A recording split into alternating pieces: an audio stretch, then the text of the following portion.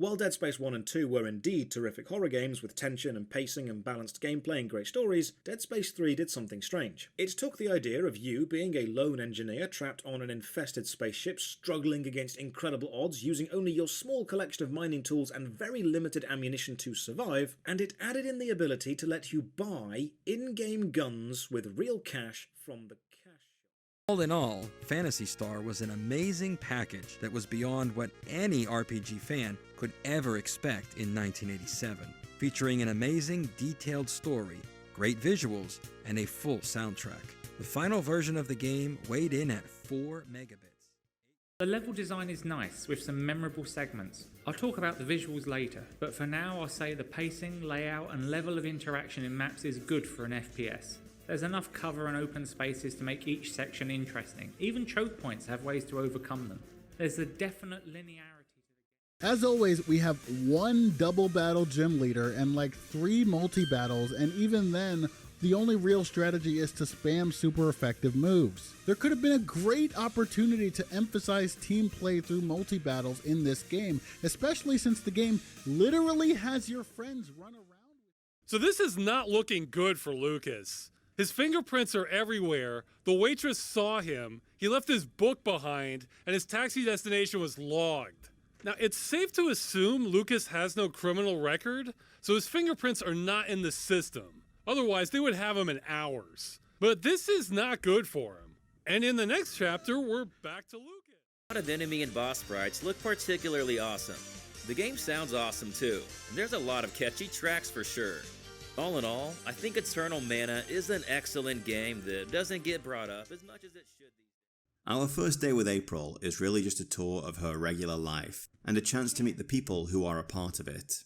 She lives in a town called Venice, which is a progressive bohemian area dedicated to culture and art in the city of Newport, which, as we can see, is a massive sci-fi megalopolis. Allowing players to skip stars, and even entire levels at times, is the reason that this is one of the most replayable video games of all time. You can beat it in so many different ways. And I think this freedom of being able to beat the game however you want heavily encourages speedrunning of this game, which I will talk a lot about.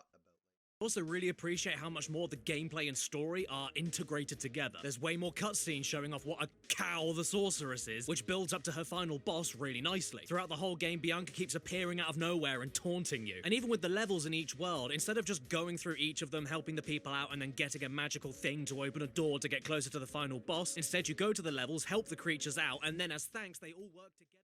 It's really awesome finding something new in a level, then figuring out how the grab and hold mechanic activates it. Attacking the light trees in Planet Flora's dark woods illuminates the stage when the canopy grows dim, letting Ristar avoid incoming attacks more easily. The pulley systems in Planet Scorch's Under Factory let Ristar raise and lower himself to avoid fire projectiles. It's a very explorative game, richly cultivated with opportunities to curiously unearth new traversal options. Conversely, back in the 80s and 90s, gaming spoiled us with innovation during its Wild West frontier, such as the small but passionate Japanese game developer, Quintet. Its name comes from the 5 aspects of video game development: programming, planning, graphics, sound, and production. Yet despite their brilliance, their work went underexposed, overshadowed by the more prominent Dragon Quest and Final Fantasy franchises. Since then, their underdog titles have grown legendary. The gameplay has been a mixed bag, but the story just keeps on subverting my expectations. I went into this thinking it'd be a bog-standard festival of fantasy tropes, but instead it's been genuinely funny so far. And like, Sonic stories have been funny plenty of times before, but this time it's not because we're getting mired in over-the-top melodramatic nonsense. This one's actually doing it on purpose. The new Last Half of Darkness, whether the browser-based or CD-ROM version, tasked players with roughly the same objective as the 1989 game: explore a haunted manor, solving puzzles to access key items and enter new areas, and eventually defeat the dark power holding the property in thrall. And the game remains a point-and-click adventure, emphasizing puzzle solving, key items, and clues. The main thing about Mysidia that's worth speaking about though is the power of NPC dialogue, and how much engaging in this optional dialogue can impact the story and characters. This part of the game has a lot of emotional weight behind it, because every time you talk to someone, you're personally interacting with people whose lives you've ruined. When Final Fantasy I and Final Fantasy III did NPC dialogue, it was almost exclusively clues to tell you where to go, or little bits of world-building trivia. Nothing like what we have here. Final Fantasy II did emotionally heavy NPC interactions like this.